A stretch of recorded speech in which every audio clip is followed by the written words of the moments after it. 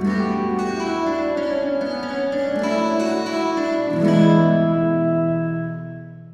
guys. Welcome to Bastions and Basilisks.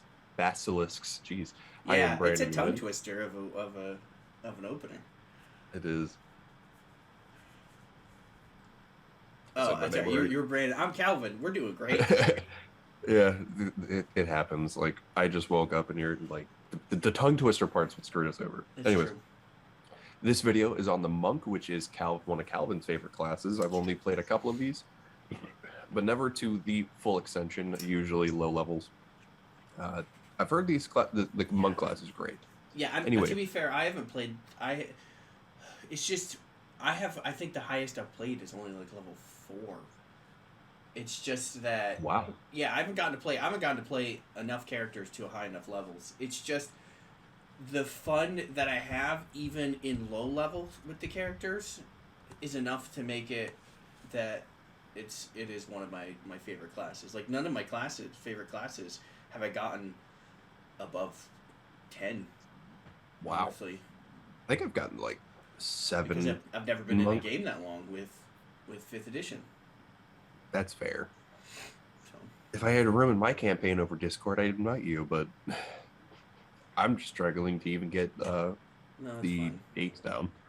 Anyway, for the class features for the monk, it is 1d8 per level, and then it's Hit points. yeah, it's hit I points. forgot that part. I don't know why I completely negated to say hit points. Like I thought it, but I didn't say it. It's weird. You don't get any armor proficiencies, but you get proficiencies in simple weapons and short swords. And for the tools, you get to choose one artisan tool or musical instrument, which is pretty interesting. Uh, in your saving throws, you get strength and dexterity, and you get to choose 2 skills out of the following list: acrobatics, athletics, history, insight, religion, and stealth. Uh, Yet another one that doesn't get perception for some reason. Well, wisdom is one of their primary stats. Yeah, that's It's surprising. dexterity, and then wisdom is their, effectively their second Yeah, primary stat. I know which is really weird because strength and dex are their saving I throws. think it's because you can technically play them either strong or Yeah, dexterous. it's one of those like nuanced things. At level 1, you get an ability called Unarmored Defense. So, beginning at first level, while you are wearing no armor and not wielding a shield, your AC equals 10 plus your dexterity and wisdom modifier at a maximum of, I think, 20, which is Yep. really interesting if you get your stats that high. Also at level 1, you get an ability called Martial Arts. Your practice of the martial arts gives you mastery of combat styles that use unarmored strikes and monk weapons, which are short swords and any simple melee weapons that don't have the two-handed or heavy property. Only reason why I don't agree with that is that I feel like if you have a staff, you should be able to use it, but it's like, like a bow staff or something that requires two hands. A staff is it is technically, it does not have the two-handed. It has the versatile. Because if you look at the actual Oh, it's equivalent, the one where it's two-handed and you yeah, can the one-hand it. quarterstaff is technically a versatile weapon, so you can use it in both hands. It's ones that Okay, I get it. ones that specifically say um, two-handed. Like for simple weapons, great club is two-handed. Okay, so specific weapons that you must two-hand it. Yeah, Okay, I get it. Okay.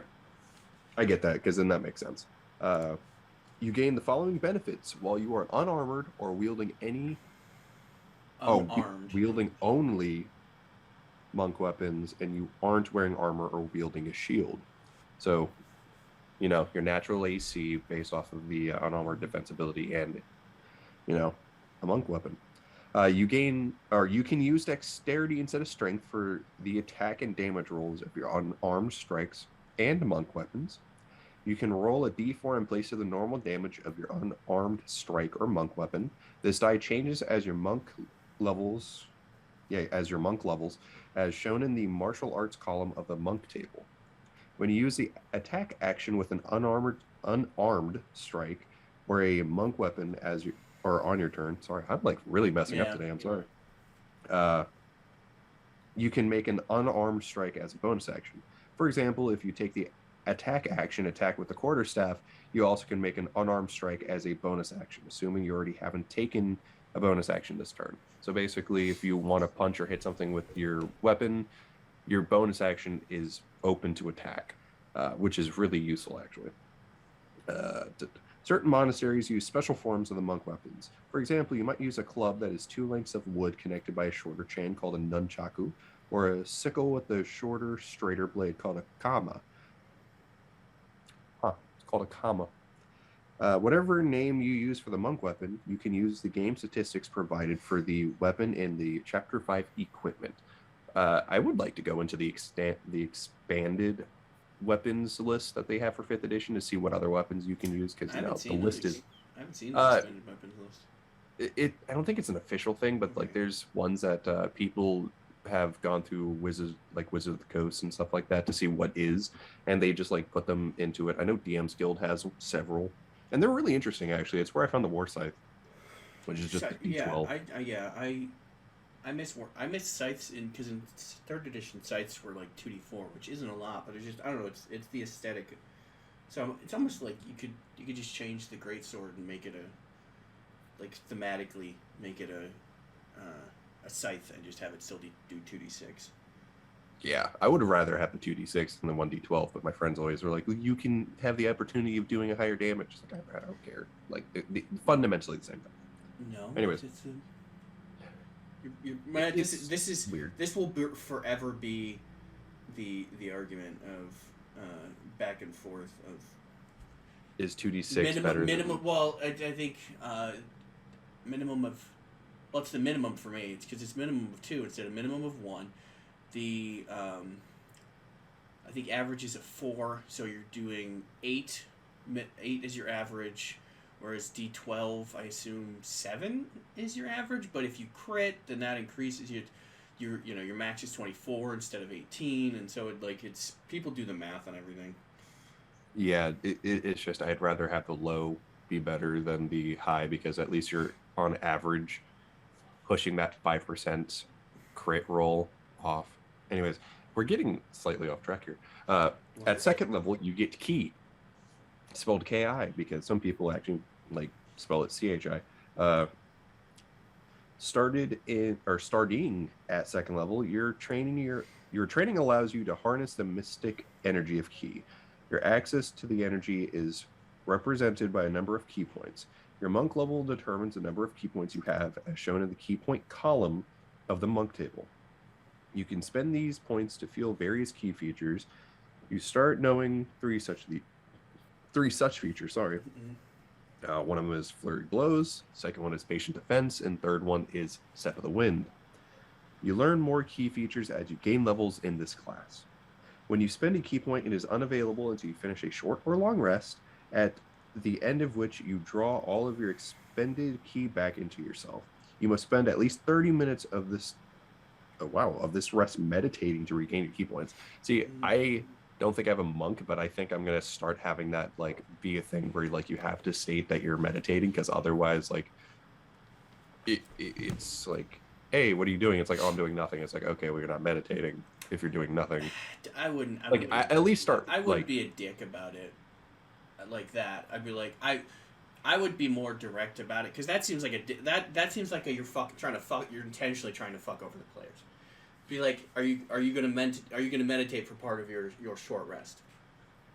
My issue is that I tend to have and not my current group, but my older group where I was playing, we would take 10-minute short rests, and then our long rests were an hour longer. That's how we played our games, because that's just how we were. So when we played monks, we would never do the 30 minutes. So that's why I'm kind of putting my instance of that, because I'm trying to get more into the thematic play of the games, and a lot of my players are really interested in that, because when it goes into turning into a class archetype, what we were talking about, the Echo Knight and stuff like that. My friend's actually trying to play one. I was going to tell him hey, look, about the Echo Knights, the class editions or whatever in the world, you're trying to trade into this. So I think doing our short or long rests, you could be spending time training for that or whatever, right, which I thought was pretty interesting, and he thought it was cool also. Yeah, no, so I definitely wouldn't. It seems like that's leaning towards the sleazy DM thing. Well, you didn't say it. That's how you. I also don't think I have any monks in my game. That's how you get players who start out like me, and then that's a us versus them mentality. So it's, I think, worst case, assume that they're doing it during short rest, but no, worst case you could just ask them, be like, hey, are you going to meditate for part of your short rest? Because then I'm not going to just because it's be like they're like, why would I like, and especially be like, especially if they're new to monks, because monks have a lot of features you have to pay attention to. So I'm aware. Starting out, so I think it's definitely one of those things where you're like, all right, you have to meditate to get some of your key points back. Are you going to meditate during your short rest? If they're like, no, be like, all right, and like then kind of for a little while be like, hey, key points, yeah, and then kind of wean, because I'm used to play with a lot of experienced players, and then now I'm playing with a lot of kind of newer players. Sorry. No, you're good.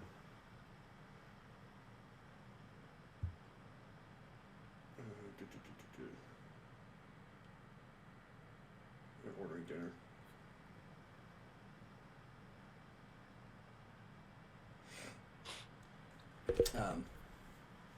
Yeah, that's how you kind of foster that whole negative mentality about the game. So it's definitely, I mean, if I don't know, it seems like a bad path to start going down, and I definitely, as a more experienced player, not necessarily DM, I think this is one of those I advise you not to do that, because I get that. That's how you become a douchebag competitive DM, and then that's not then you're not gonna have fun. I get that. Because I think especially with Critical Role, with Dimension 20, with Adventure Zone, with whatever Rivals of Waterdeep, there's a lot of these more popular games are definitely going more towards rule of cool versus rules as written, and everybody's trying to have fun, and you're not trying to. I mean, I think Critical Role still has that kind of they have the older mentality of trying to fuck each other over, or at least the GM over type of thing. But I think it's if everybody's having fun and nobody's breaking the game, then there's no reason to try to fuck over your players, because that's like I said, that's how you get that thing where they just start having it out for you, and then you want your adventure to go. You want to stay on the rails, then they're like, no, fuck it, we're gonna kill this guy, and you're like, yo, shit, fuck. I feel like that's gonna happen anyways. It could, and if it does, then you work around. If your players are intentionally being dicks, then by all means, fucking roast them alive with the rules. That's the better thing. If you're like, oh, you die, boom, you're done.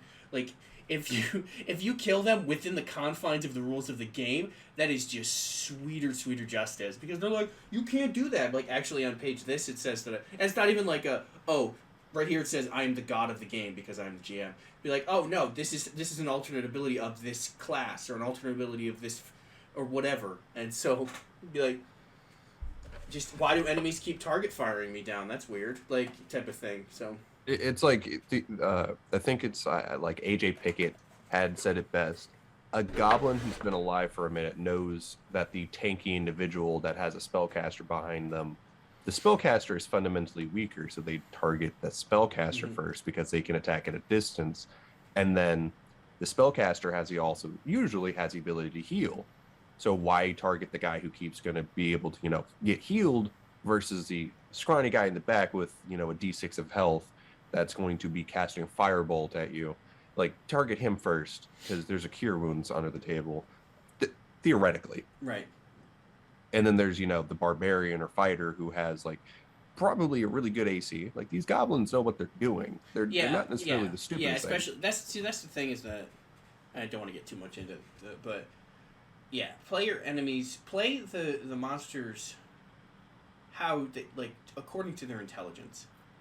Exactly. They're not all. My brother got pissed at me because they were fighting in Avernus. They were fighting I don't want to say a spike devil, I think. They were fighting one of the devils, and essentially the devil completely ignored the hellhound that they had befriended that was attacking him, and went around the hellhound and intentionally bitch slapped his character, and he got all pissy with me. And I want to be like, you understand that it knows that hellhounds they only have two types of attacks. Their claw, which is normal damage, not magical, which means that they get half damage. Again, the devil takes half damage on the claw damage and no damage from the fire damage. Or they have their breath weapon, which is all fire damage, which they take no damage from. So yeah, these things they have stupid. no reason to beat the shit out of this dog when the dog isn't like. Whereas you specifically cast like guiding bolt or something on it, like you actually really hurt it. It has a valid reason to come just punch the shit out of you. So, and like, I didn't say that because he just was super pissy about it, but like, it's a whole thing. It's the mentality of everything behind it. Like these things, be like, yeah, play them how they should be played, and it sucks. And once again, I think that's a thing that you should bring up.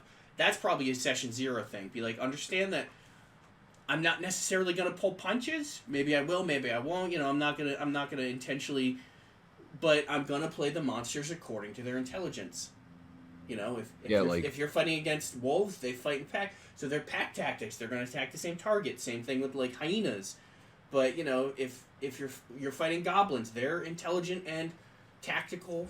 Kobolds are smart. They run away. They lay traps. Like they might set a cave in. You might die. Yeah, exactly. Like you're gonna fight. Behind. You're gonna fight enemies according to what they would do.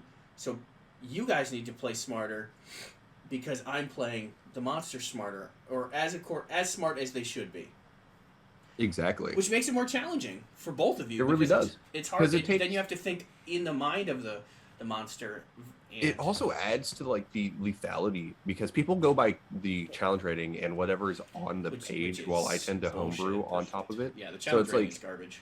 Yeah, it's like you can make easily a challenge rating 1 creature, probably like challenge rating 2, 3, depending on what you make it do. Like a group of goblins could easily overwhelm a level 3 character based off of just how you play them. And like if you really just like say there's like 3-4 party members and you have like 8 goblins, they usually be like, whatever. But if you have all 8 goblins and like surround one character, right, that's a lot of damage all at once. Yeah. And I like to give basically pack tactics to like the party, and I give those to the enemies. Like if you are flanking, that's what it is. If you're flanking, you got advantage, and that's 8 advantages of flanking that you have on one character. That character is going to go down pretty quickly. If not in one round, maybe 2 or 3, and you might take down 1, 2, 3 goblins.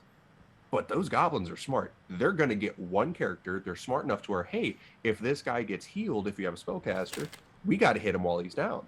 So he's permanently out of the fight. Like they're not the smartest, but they definitely have experience, because they usually live and then you fight like bugbears or hobgoblins, and they're even smarter. And so that sets your game up to be like, to never go into a fight assuming, like, always assume that you're stupider than what you're fighting. Anyway, we're talking about monsters, not about monsters, but. No, actually, the hobgoblins one is a really good instance. Hobgoblins in canon lore, will ignore everyone but elves if they see an elf. They will purposely take weapon damage going to strike the elf. And there's been stories in, I think it's Volos is where I read it, but I think I'll continue saying it's Volos because I'm pretty sure it's there. But it speaks about how hobgoblins will wade running through battle just to kill one elf, because of how much their hatred for elves are.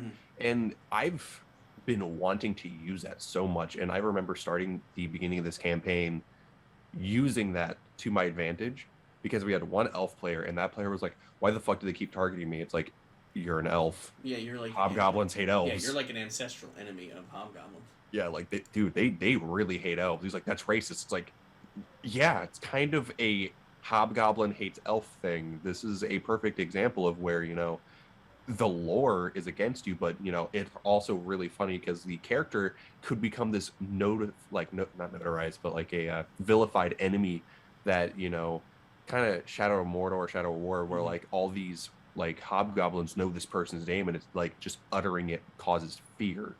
And there's higher ranked generals within the armies that are like, I'm gonna take his head or whatever. Right. It can create such a cool atmospheric lore behind just the world of that character also.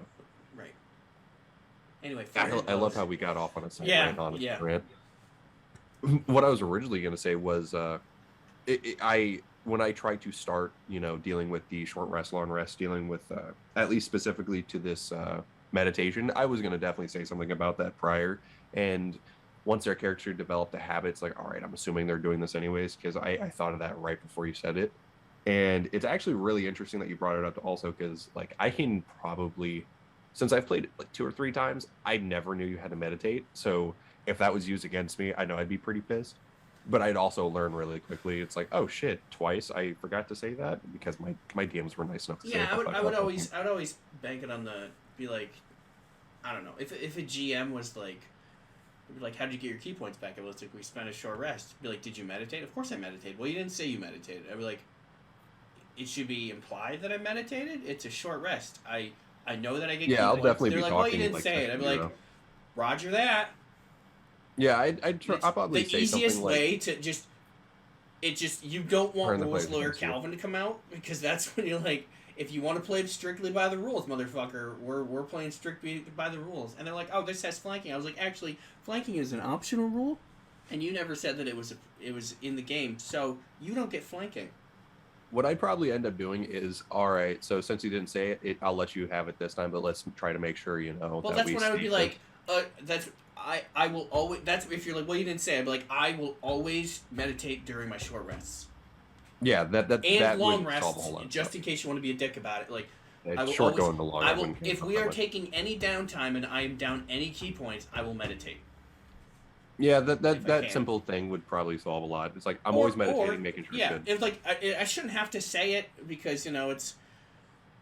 You're not assuming that warlocks are doing whatever warlocks do during their short rests to get their spells back. One of my friends is about to be a warlock, and I want to. He said that he's going to start calling his patron deity, which we made a joke, is Danny DeVito. And I was like, you have to spend the entire time that getting your stuff back. You have to be talking to Danny DeVito. That's what you have to be doing.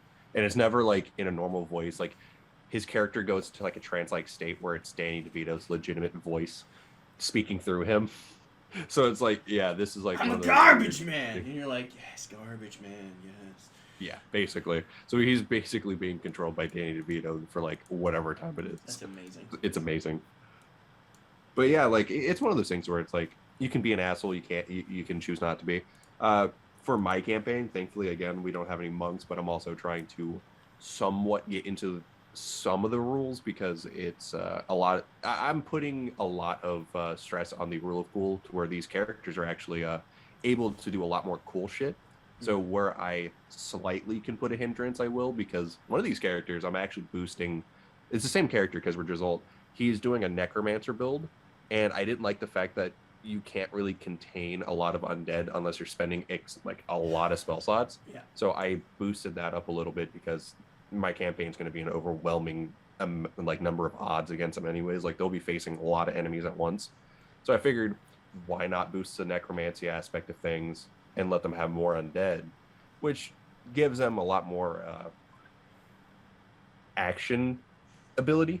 Mm-hmm.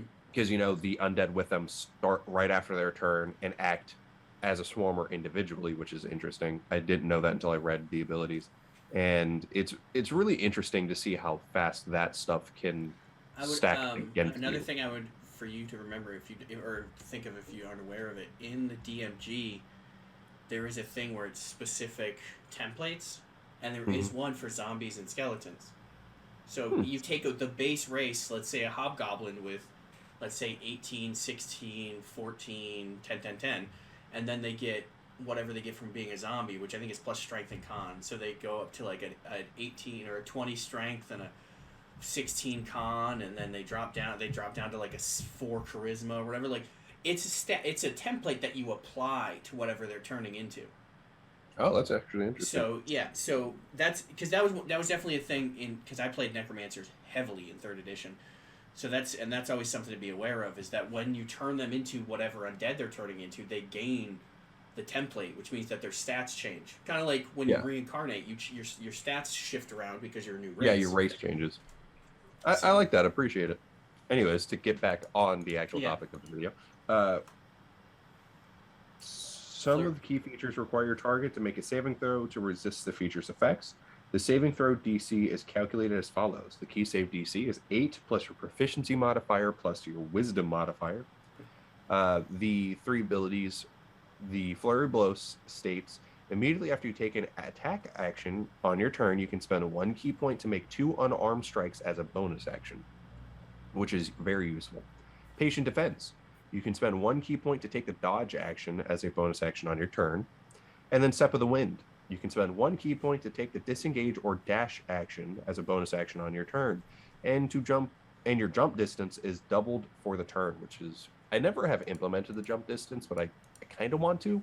It's actually kind of interesting how that is one of the most overlooked things that I've noticed in my campaigns. I think Like, I think they made it overlooked. simple for fifth edition because in I think in third edition like you rolled and that determined how far you could jump or something, whereas it's specifically your strength stat is what your jump distance like horizontal, and then your vertical is something. Yeah.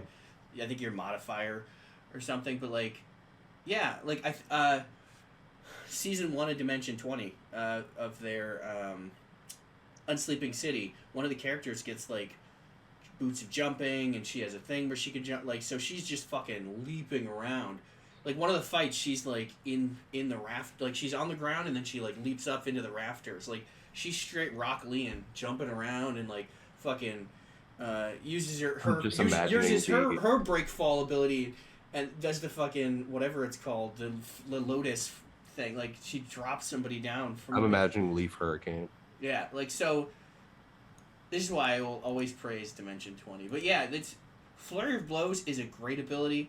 I mean, monks are already at 5th level they get their extra attack, which I mean I'm kind of skipping that, but so they can swing possibly 4 times, right? This gives them 3 swings. I mean they're only doing theoretically a D4 3 times in a round, which compared to like a fighter who could do like 2d6, so they're not gonna out damage a fighter, but they have relatively comparable hit points, relatively comparable armor class, and this is at 2nd level, so they get their speed boost at 2nd level.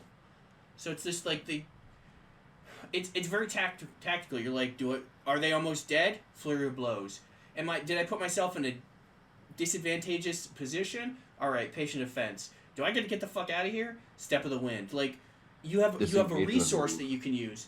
You know, you could run in Flurry of Blows. Shit goes sideways. You're like, oh hell, and then you Step of the Wind out. Or maybe you're like, all right, this didn't go that badly, but I'm still worried. So you just Patient Defense it. So now, like, you know, or just go in, punch around, Patient Defense, punch around, Patient Defense, like, and then like, you know, it's not necessarily chess pieces, because, you know, but it's additional things. You're like, okay, what do I want to do? It's a lot more thought. Maybe that's why I like them, is because it's a lot more, what can I do with this resource, instead of not just spells, like what can I do with this resource in combat physically. So it's trying to picture the whole board type of thing. You know, you're playing chess a little bit. So No, I get that, and that's a good analogy to use for it. Also at 2nd level, you get unarmored movement. Your speed increases by 10 while you're not wearing armor or wielding a shield. This bonus increases when you reach certain monk levels, as shown on the monk table. At 9th level, you gain the ability to move along vertical surfaces and across liquids on your turn without falling during the move. So notice it says during the move. So if you end your turn running up a wall, you're going to fall down, and you're going to drop in the water or whatever liquid it is. Think about that. You at 3rd level, you get your monastic tradition. So there's multiple variants. So we'll go into those later. Yeah, we got a whole lot of like fucking subclasses to go into. We can talk about the one that I came up with too. Yes, of course. In the book, there's like 2 or 3. I'm just going to skip over this because we got videos for later for those. You also at level 3 get deflect missiles, which is something that is useful, but I continuously see people trying to abuse.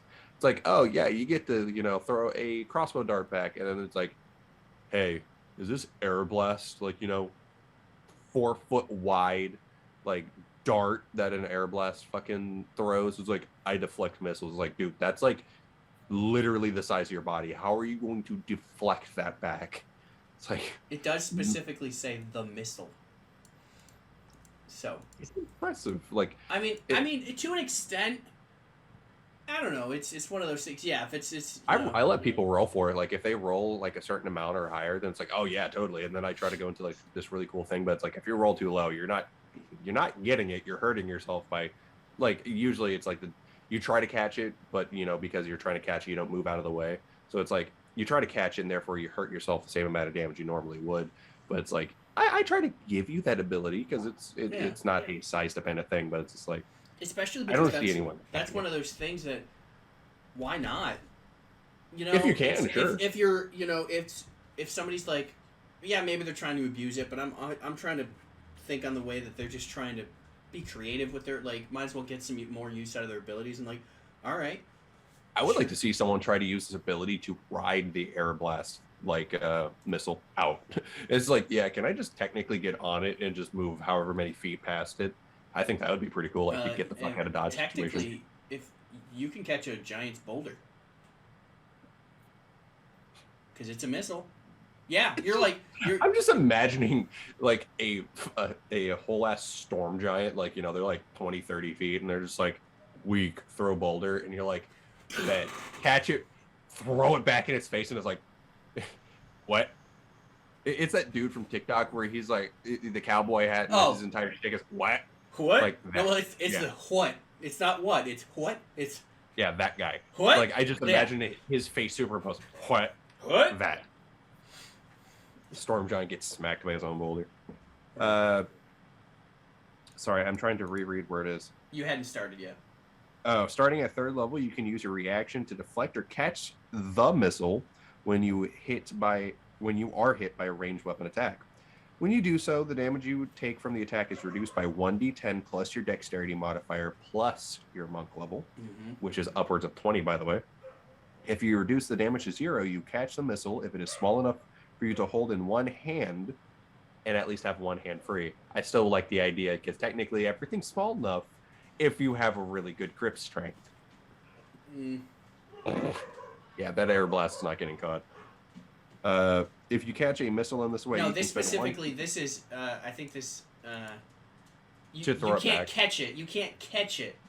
You can deflect it, but you can't snatch it. Yeah. If you catch a missile in this way, you spend 1 key point to make a ranged attack with the weapon or piece of ammunition. Getting shot with a gun, I've never thought about that. Getting shot with the firearms. Excuse me. As part of the same reaction, you can make this attack with proficiency. Excuse me. Regardless of your weapon proficiencies, and the missile counts as a monk weapon for the attack, which has a normal range of 20 feet and a long range of 60 feet. But yeah, can you imagine that? Somebody's like, when you're like, and you can do that dramatically where you like, the monk's like, and it's like they catch it in between their fingers and the bullet is still rotating. They're like, I'm just imagining the meme. Somebody call an ambulance, but not for me. And it's like, throws it back. And they just throw it back. You're like, oh god, especially if you could like, called shots aren't a thing anymore, but you throw it back into the barrel so you destroy the gun. Typically, I've used that as a thing, and I'm trying to remember what the stat, like how the thing goes for it, but I used to know it. And I've allowed that when playing DM with a monk. I've allowed the call shots. Well, yeah, you're like, you throw it back into the gun and you like break their gun. Like that'd be interesting. Ability score improvements. You get one at 4th, 8th, 12th, 16th, and 19th level. And we all know how an ability score works. You get an ability called Slow Fall at 4th level. You can use your reaction when you fall to reduce any falling damage you take by an amount equal to 5 times your monk level, which is like up to 100, if I'm correct. Yeah. 5 times, 20 is like 100. Extra attack at 5th level, which is what we were talking about so, like a couple minutes ago. 1 second, you blew past Slow Fall. If you read the Cleric Quintet, like people are like, oh, how does that work? I don't think they've ever really done it well. I don't know. I haven't read every book. But in the Cleric Quintet, Ari Salvatore writes, like there's the cleric himself, I can't remember his name, Catterley, there we go. And then his future wife is a monk, and she gets like knocked off a cliff or something, and like he writes like how the slow fall works. Like she still takes damage when she lands because she doesn't reduce all of it, but like essentially it's like essentially like almost punching the stones in such a way while you're falling and like rolling and hitting, like you're falling. It's like a controlled fall when you're It's like parkour.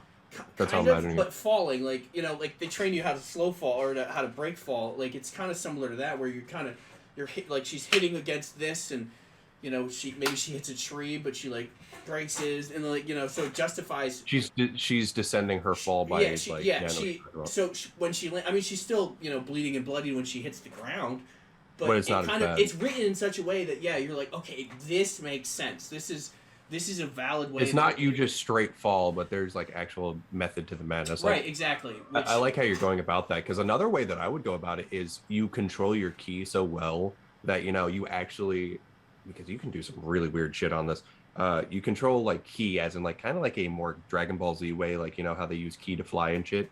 Like you kind of control it to where you actually somewhat slow your fall to a degree to where it's less damaging, and you could fall that way. Like there's a couple ways you can go about it, but I honestly like yours more.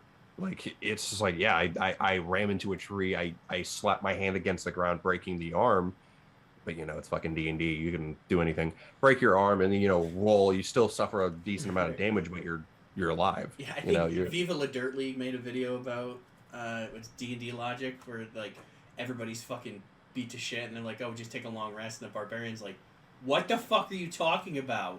We need to go back to town. And he's like, no, we're good. We're good. And then they take a long rest, and like all of his wounds are healed. The rogue who's missing a leg is fine. Like everybody's fine because they took a long rest. And it's just which I understand thematically. It makes the game, like mechanically, just makes the game easier. But I just thought it is funny that. I'm just imagining like the level 20 like barbarian is like, now we sit for 8 hours, and it's like the level 1 players, what the fuck do you mean? We're not gonna be fine after this. Fucking, I lost a foot. I have an arrow through my leg. This is not okay. And it's like, see. And then 8 hours later, it's like, this arrow spontaneously removed itself, and my foot is back. That's pretty much exactly the video. They're like, no, bro, it's fine. It's fine. Like we've been here before. Just relax. I love that idea. It's so funny. Anyway, extra attack. Yeah, extra attack. We spoke about it, but you get an extra attack action on your turn. Stunning strike also at 5th level. Yeah, I've seen this clarify an extra attack. It's not an extra attack action.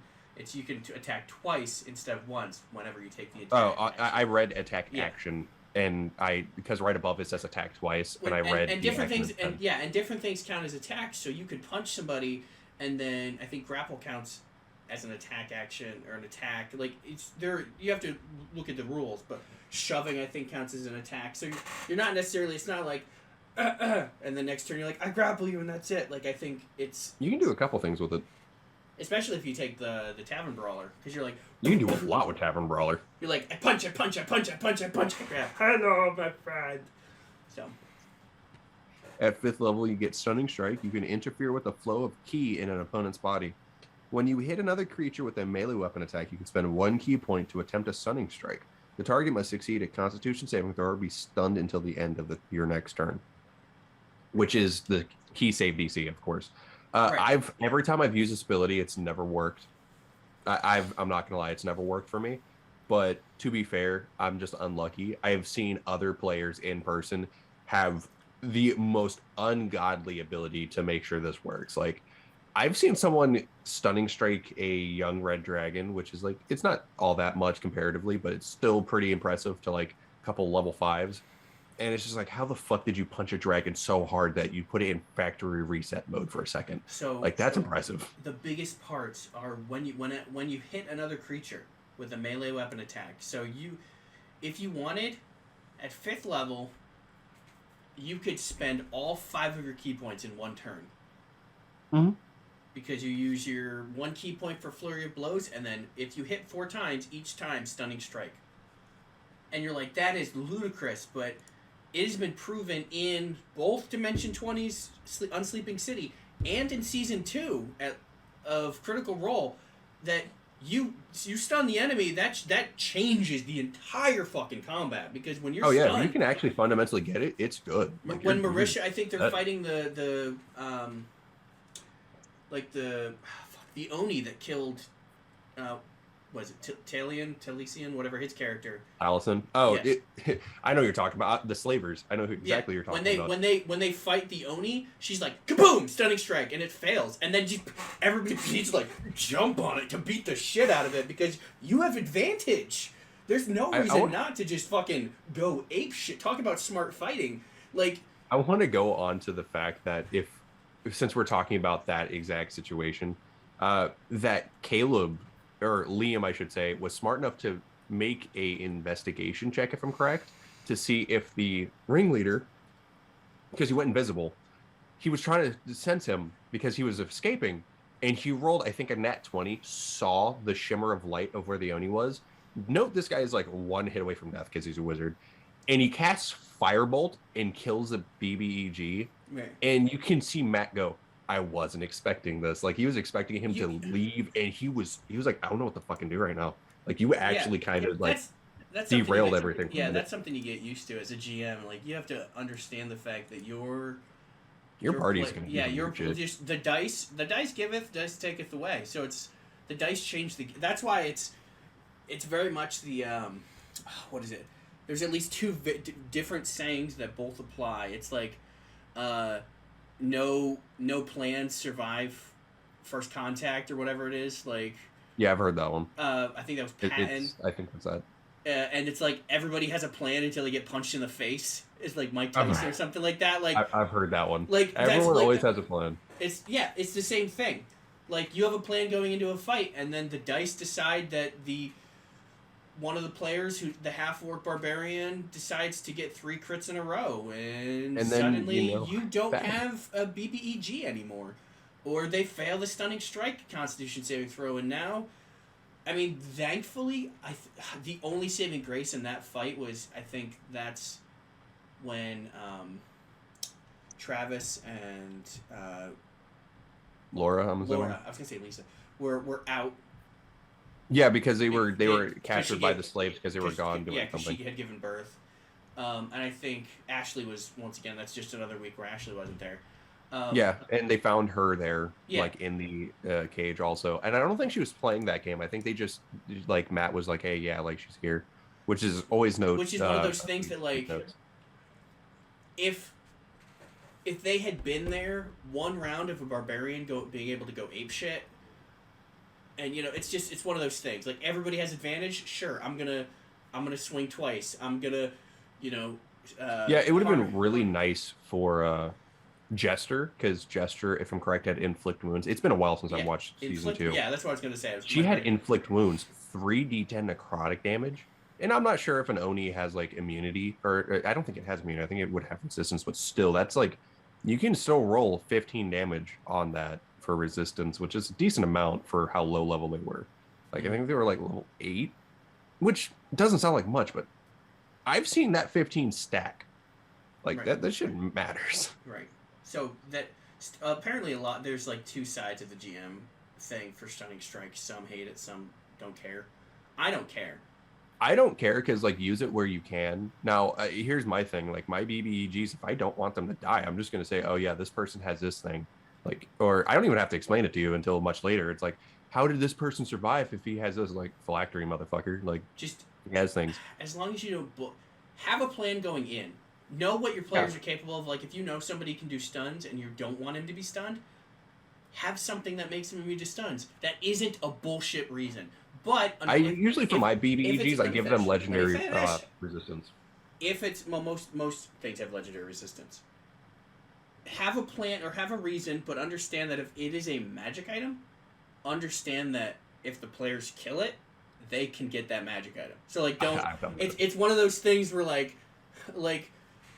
they pick up a ring of haste or something at like level 6, and you're like, oh fuck, like, yeah. I've fucked up that way before. I've played a one shot where I was giving people some stuff because we were doing a 24-hour one shot, and I had a ring of fire immunity, and this was in not Descent into Avernus, but we were in Avernus. So this guy was walking around bullshitting demons because of the sheer fact that he was immune to fire, and I was like, I did not think this through. I was not thinking this through very well.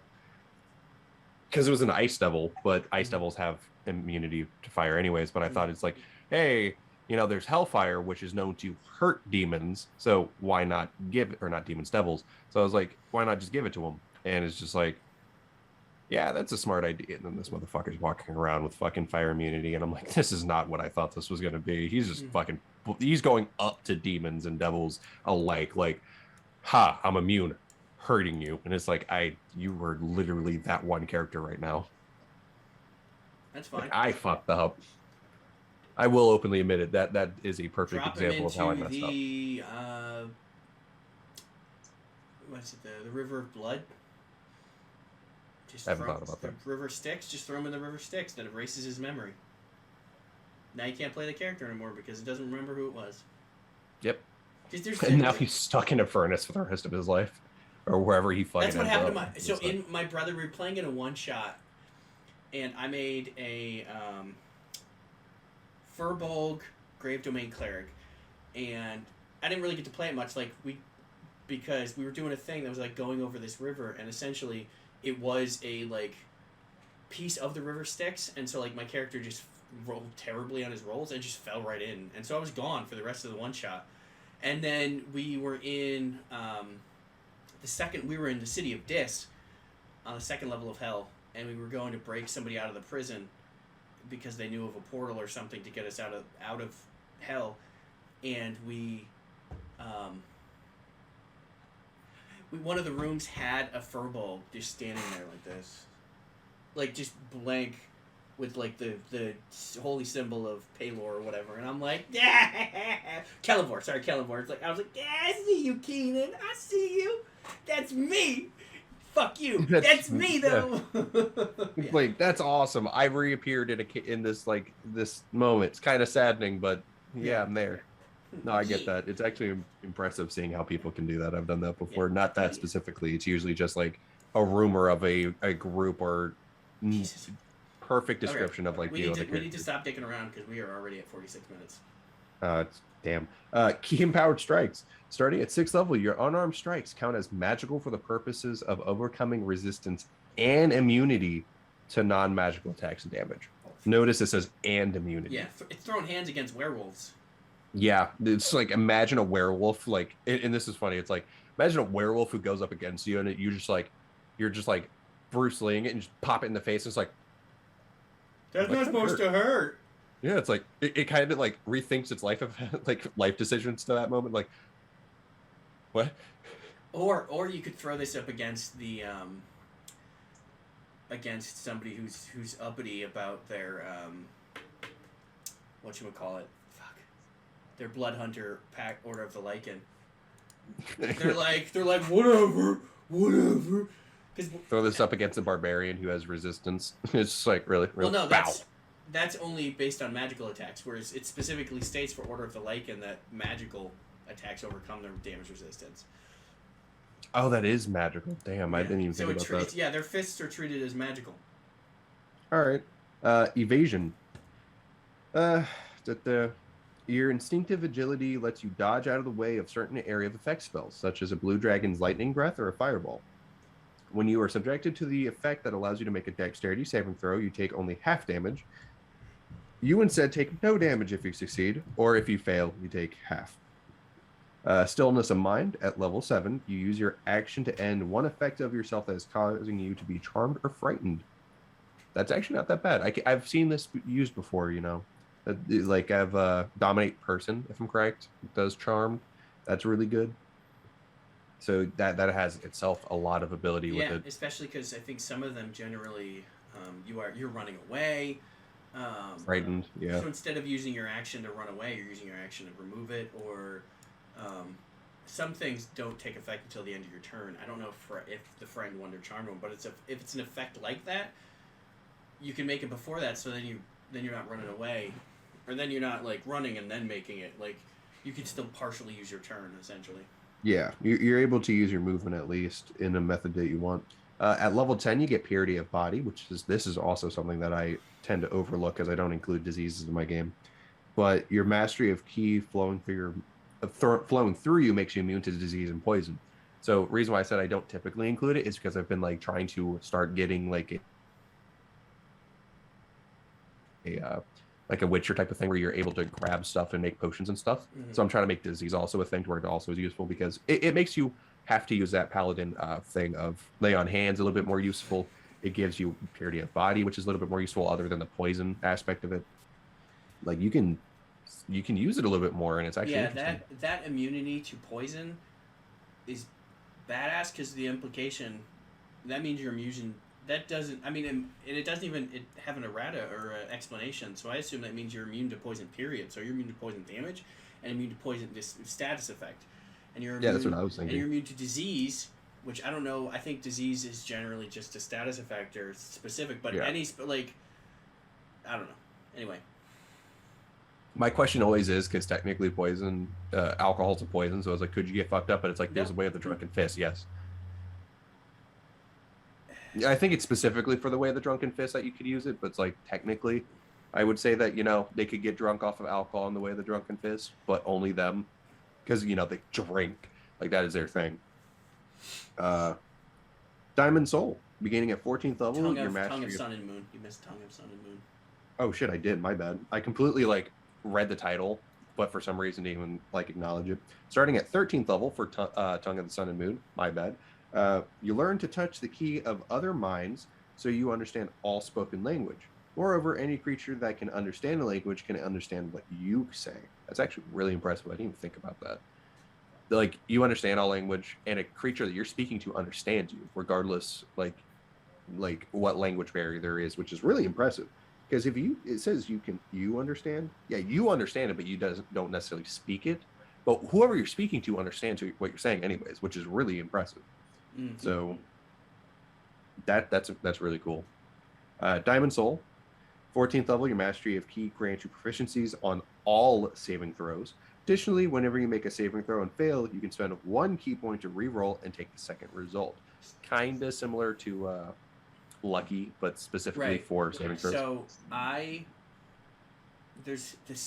have a couple of ridiculous level 20 builds. None of them are super game breaking to me, but there's a monk paladin combo where you take 14 levels of monk and 6 levels of paladin, so that you have proficiency in all saving throws, and then you have a really good charisma, so that you get your charisma bonus to all your saving throws, and then now you with the Yanti pureblood, so now you have advantage on all saving throws against magic. Like, it's just essentially it's like no saving throws will nothing. I will not fail a saving throw. Like, essentially, like never again will I fail a saving throw. It's like the entire ridiculous concept. Like, it doesn't even make sense. Like, it's just it's game. It's not game breaking, but it's game altering enough to where it's like, come at me, bro. Especially, and then the DM has like a reason to throw shit at you. It's like to test your ability of keeping that, because it's just like, I got to see if this will work. Especially with like evasion, so you're like, oh man, I failed that one, so I take half of the damage. Yeah. You're like, oh, I succeeded, I take none of the damage. Oh, I take none of the damage. I take none of it. You're like, goddamn monk paladin. Yeah, I always argue that if you have resistance to something and you take half damage on that, you should be taking quarter damage. No, that's exactly how it works. Yeah, but like I've had DMs that are like, no, that's not how that works. You already take half damage. Like, but I have resistance to that damage. Should be taking quarter. And I always love this thing where it's like I try to include quarter damage to stuff. Like, it's a weird thing, and I forgot how I would do it. But this was like years ago. I implemented it. But it's like I implemented things that were like kind of like weaker poisons, where it's like it deals quarter damage rather than the full damage amount of stuff, and a whole bunch of stuff. So people were like, well, if I have resistance to that, it's like taking half of what that quarter is. Like, it's not that hard. Like, it's half of what that is. Right. This is one of those things where like, it's different. I would point out that it's different effects that are giving me that ability. It's a class feature that means, or it's an effect of the spell itself that allows me to take half damage, and then it's a racial ability. If it was both like. If it was like, two class features colliding with each other or something, then that would make sense. But because it's a racial feature and part of the spell, then that's why I take quarter. But yeah, that's why I hate some DMs. Anyway. Some people just want to be like, no, I'm hurting you anyways. Yeah. At level 15, you get Timeless Body.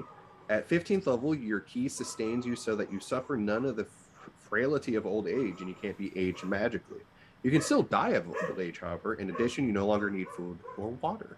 I like the idea that you can still die like normally, but your body doesn't age. So it's just like, up, I hit my life expectancy. Maybe you'll live a couple years longer, and then you just die, which is really cool.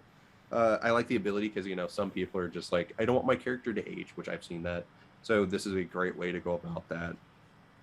And you can't die magically from it. So it's like, oh yeah, what is it? Fucking, I think there's a spell that like ages things. I'm not too sure. I feel like there is. It's the fact that, I mean, it's, I don't know if they have the age category stuff in this edition. Like, oh, when you get to this point, you're middle aged, and you take negatives, and when you get to old age, and I haven't seen it. but I mean, it's one of those things where it's they have a lot of abilities that are very specific.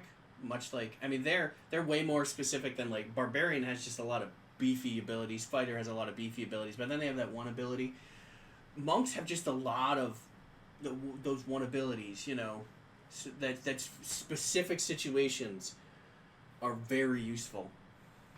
Yeah, aging, for example. And no, you no longer need food or water. You don't have to worry about, like, I have seen DMs who are like, "Are you eating?" Or they'll like, we're like, kind of like how we were talking about earlier, but like, I've seen DMs who are like, "Are you going to eat?" "Oh, you don't have any food because I've calculated all your food. You're starving. You have a disadvantage or whatever You're for like the exhausted, next so day or so." yeah. Yeah. So it's like, I've seen that happen. It's like, that's why I always try to ignore food, because food's like, you're probably not dumb enough to sit there and continuously do that. Like ammunition. Like, I know GMs who are like track it meticulously, and it's like, okay, sure, but if you have, I would say in one fight, sure. But as long as there is an NPC, and I was doing this in my brother's game, I had mending. As long as somebody has mending in the group, no, I will, like, my arrows will not break, and I will not be down an arrow forever. Like, I've shot all 20 of my arrows this fight, so now I've run out of arrows until I go pick some up or whatever. But after the fight, I can just go retrieve them, unless they're burned or whatever. But like, there's no reason for me not to get them back. Anyway. At level 18, you get Empty Body. You can use your action to spend 4 key points to become invisible for 1 minute. During that time, you have resistance to all damage but force damage. Additionally, you can spend 8 key points to cast Astral Projection without needing spell components. When you do so, you can't take any other creatures with you. I'm not going to lie, I've never gotten that high, so I have no idea how useful that is, but I'm assuming the resistance to all damage is really useful. Also, never seen the Astral Projection spell used, so there's that. I mean, if nothing else, going invisible. Being invisible, which even if things have seen visibility, but having resistance to all damage for a minute. Yeah, True Sight and Blind Sense are really useful against invisibility type of things. But, that can only do so much if you're not doing enough damage against small stuff. You'll notice that it does not say you cast be invisible spell or invisibility spell. So you're invisible. So this is like superior invisibility, which does not break when you attack. Yeah, exactly. So I use my action, and then I just move into combat, and I'm invisible. The dragon can fucking see me, and it's gonna keep slashing at me and breathing at me and whatnot, but it's doing half damage to me, so you're almost a better tank than a barbarian, unless they went bear. But because you're like, I don't have quite the same amount of hit points, but plus you're invisible because unless you have, I would say unless you. Well, dragons have True Sight. That's what at higher levels. I would say unless you have True Sight, like even Blind Sense, like you have a guesstimate area to where like you might want to give them disadvantage. At least I could argue Blind Sense because it's like, hey, there's Tremor Sense, which is more specific, but Blind Sense would be like, okay, maybe you could argue, but those who rely on sight and don't have True Sight, it's like, yeah, you roll with disadvantage also because they're invisible. So like you're really just stacking on top of the people with just natural eyesight. At level 20, it's called Perfect Self. When you roll for initiative and have no key points remaining, you regain 4 key points. Which, I mean, it's like bards where they get one of their bardic inspirations back, or it's as far as a capstone class ability, it's not as badass as some. But you can use at least it's good. It's a good one. Like yeah, no, exactly. It's not. You can go invisible. Yeah, you can do a couple things with this thing. And the funny thing is when you roll for initiative, like, and so you get into a big old fight, and then you're like, oh, And then your GM is like, all right, you roll initiative. You're like, cool. I get 4 more key points. And they're like, no, it's like you said, roll for initiative. I get my key points back. And you can just fucking action, go invisible, run like a motherfucker. Like It's useful to be able to use the key points even if you're not without, or even if you're without any, and you get 4. You can do at least 4 different combos of whatever you can do. Right. You know, you can go invisible, punch the shit out of stuff for a minute, unless you go unconscious. You can do a couple things. Like there's the ability to use 4 key points at your disposal when you had none. It's not world ending, but it's useful. So Yeah. I would definitely go about that. And if I was ever a level 20 monk, you like use it as best as you can, dude. Yeah, that's definitely a thing that you're But not. it's useful. Yeah, you're not messing over. If you keep throwing fights at your party, you're not messing over your party. Like it's like a way to self balance because you're war of attrition. It's preventing GMs from like war of attritioning through you. Be like, well, you spent all your out of bardic inspirations, you out of key points, and now the real fight begins. You're like, actually, I just found out that there's an ability called, or there's a spell called Catnap. Yeah. I just found that out. Yep. No, it says you can't use it again. Like once you've used it for a long rest, you have to wait another one. My friend didn't notice that. I read it though, and I was like, "Yo, that's really, really good." Like, I think it's like what, a 5th or 6th level spell, if I'm correct. I'm not too sure what it was. I don't even but think it's that high.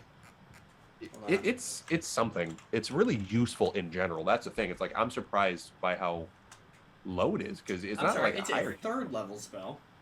3rd level, and you get to like use that to regain all your spell slots. Like, I hate being a dick about spell slots. Don't get me wrong, but if like my friend who's like really smart about using his spells, no, they wisely, don't get all of their.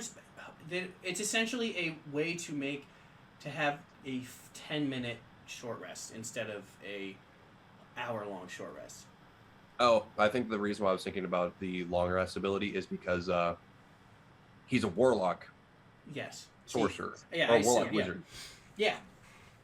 So he's. No, I was like, it doesn't do. He's a warlock sorcerer. So he's using his spell slots of the wizard to transfer those into some sort of ability for what is it? It's like a sorcerer ability where you can use your sorcery points to pull the spell. Yeah. Yeah, like he's doing that, which I give it to him. Like you got the ability to figure it out. 100% do it. Like I find this like interesting.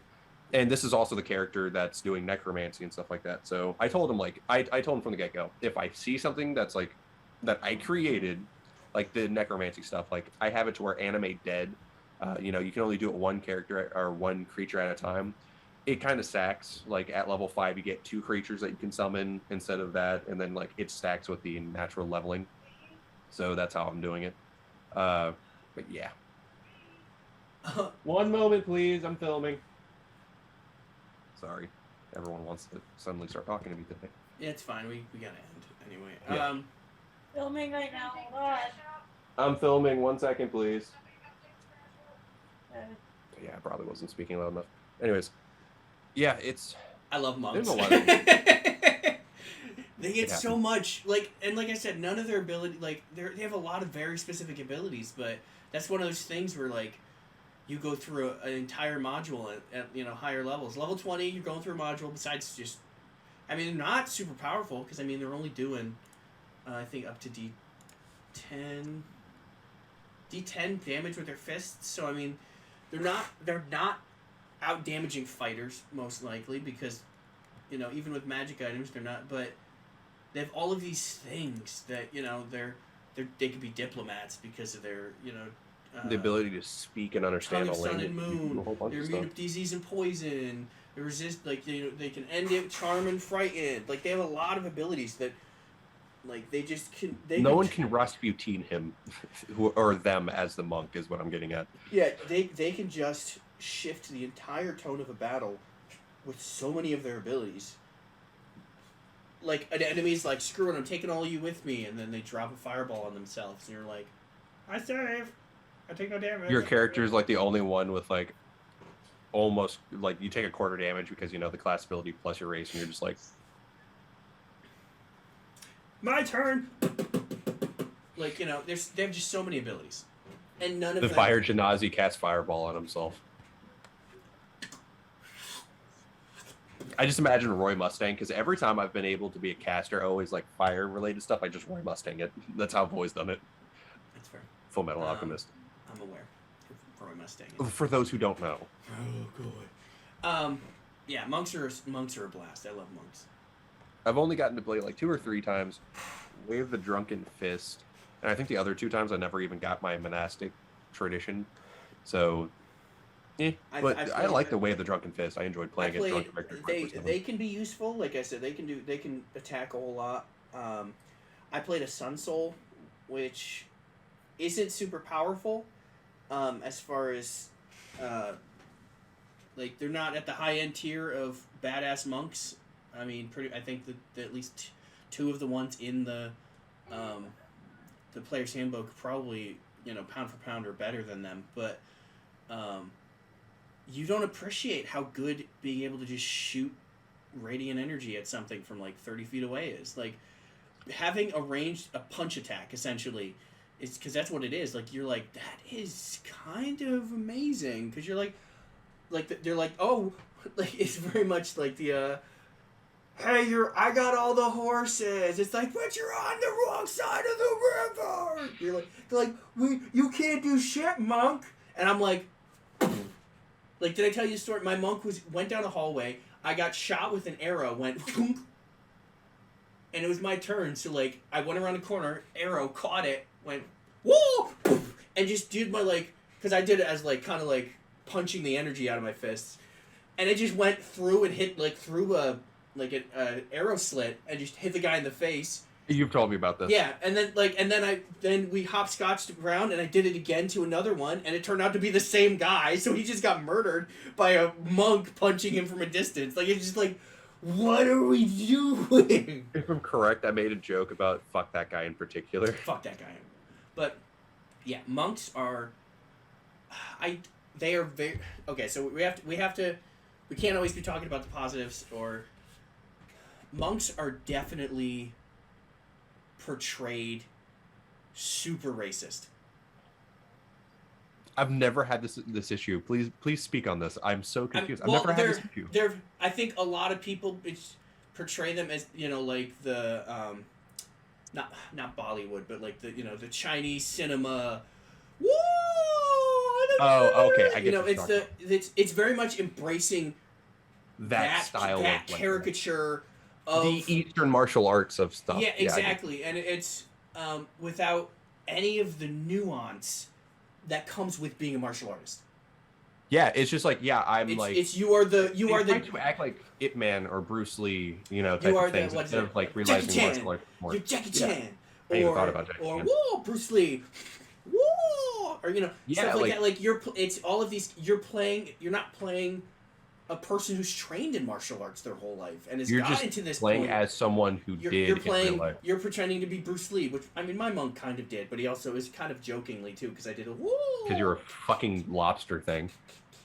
My thing on it is I didn't think about this because all the other characters or players, I should say, that played monks, they've done more UFC fighter type of stuff. They're martial artists, right? And they're just yeah, I do my thing. I've never obviously you have robes and stuff, but it's they've played more along that line. And me as a person that's Asian, I've more went the Eastern route, where my characters were more like that. But to be fair, I did more Jackie Chan related Way of the Drunken Fist, because that's what he does. Such a good movie.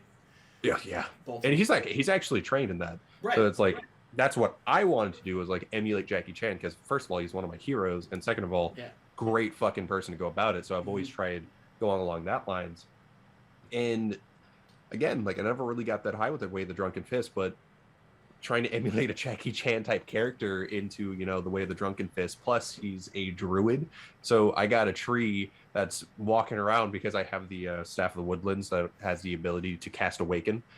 Apparently, I created a genocidal tree that hates all living sentient everything, but that's a different thing. Trees are angry, apparently. But yeah, it can easily, and it's slip straight into racism, so easily. Yeah, I guess since we've discussed how I'm not really paying attention to stuff like that because you do.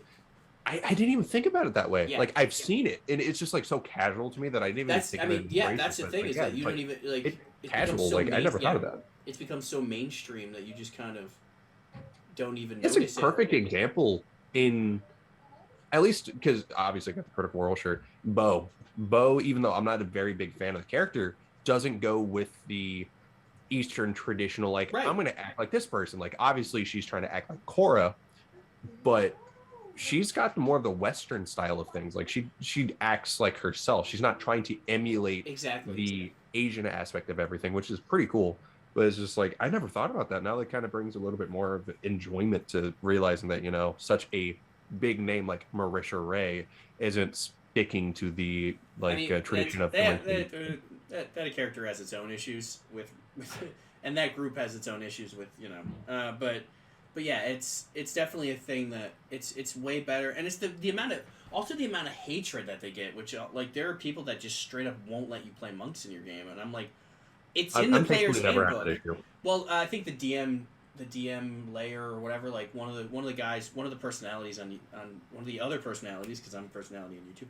He's like monks, no, and I'm like, what the fuck is your issue with monks? Like, people, I think that's the whole like, oh, stunning fist and too many abilities. And like, and throw a giant at me. Suddenly, my fists aren't as useful. I hate that. Like, I never understood the entire mentality of, hey, I'm not allowing this in my games. But of course, everyone has a right to do that. Like us as DMs, it's like if you don't want to implement something, you have that right. But I always kind of look at people who do that and like ask why. And obviously, they always have a story. But then it goes, yeah, they're like, even if they're being rules as written, straight asshole about like how things work in game for the player side of things, right? It's like that's the point of the game. If you're gonna play that way, players typically go about it like how we were talking about earlier with the resting, dealing with rules as written, making them like sit there and say that they're going to meditate. It's like if you're going to be kind of a dick to the players, of course they're going to be a dick back. Yeah. Now my players usually is a back and forth like fuckery game of like how can we piss each other off type of thing. Like there's that like friendly fucking fuck around versus the like you're actually the animosity. Like here's my thing, like I haven't been able to legitimately play in a game that was not a one shot in like years. Like I would say probably 2 years, maybe 1.5, because our campaigns just kept getting stonewalled. It's like, oh, you start and then it's months later we'll play because one person doesn't want to ask for days off because they're either too lazy or because all of us were able to ask for days off. One person was like, I just don't want to ask for days off. It's too much work. The other person has something come up, which is understandable on both ends. It's like, you don't want to ask for days off, fine. But you can't sit here and bitch, I want to play D&D if you're not willing to, put the effort in to make sure everyone's schedules were the same. Like 2 out of the 4 people, which was me and another guy, asked specifically for a day off each week to play D&D. Another guy already had those days off. So the DM was like, I'm too lazy to get it fixed. And it's just like, you're integral to getting this. Like, we kind of need it. So I haven't played in a while, but my campaigns, we're trying to do it every Tuesday. And I'm trying to get it to where they're immersed in this world. And my session 0 is mostly getting everyone to a certain contact point in the campaign and doing the lore of everything, setting the expectations and all that jazz. And I kind of wish someone was a monk. Now I have to make a monk NPC because like every time we go through these, like I always want to make a character dealing with it. So it's just like, oh fuck, I want to make a character who's like this, and I might make them level 20 and like introduce them early on as like, this guy's really well known in the world, blah blah blah, and you got to meet him and he's like really chill, and then he just absolutely punches a dragon in the face and it's just like, I'm sorry, I am so sorry, I fucked up. I like the idea of that. Yeah, it's a class that you can justify in your game. Like my friend Dan, he doesn't allow in a game that he was running, he didn't allow tieflings or dragonborn specifically. Weird. And I think Asmir specifically because of the planet that he like, because of his world, like they don't exist. Yeah, like he doesn't have an issue with the races in particular. It's just on his world, or he has this lore, like because of lore they don't exist. And I'm like, okay, Like, me as the person who's like, but they're in the book, is kind of irritated because I'm like, no, they're in the book, I get to play them. But the other part of me is like, okay, you have a valid reason for why they don't exist. Yeah, like in my campaign, I have it to where there's this section of like the. All right, we should. Like I'm gonna cut you off just because heroin. we're way over time now. No, it's good. It's good. Just let me know when you cut it off so I can continue the story. I'm not the one who. I didn't do the intro. I don't do the outro. Oh yeah, my bad. I didn't even think about that. Thank you again for watching this probably well over an hour video. My name is Brandon Wynn. My name is Kalvin. And thank you for watching Bastions and Basilisks and the entire rant of this one. The rambling monster that this has become. Right. This is 1% monk. Bye. Thanks for watching. Please like, subscribe, and comment. And now you get to listen to the outro song. And